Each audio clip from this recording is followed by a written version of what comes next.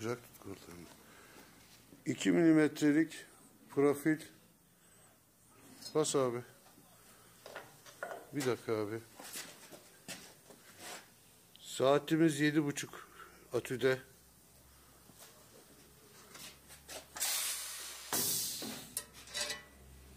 Bas abi.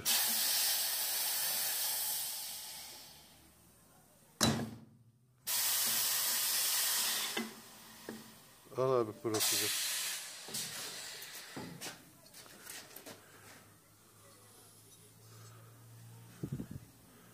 Profilin basılmış halleri.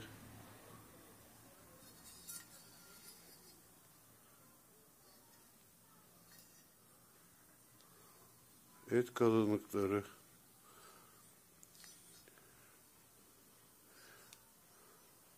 ...2 milimetre kalınlığındaki profili 4 bıçakla bastık, kestirdik. Görüldüğü gibi. Saygılarımla.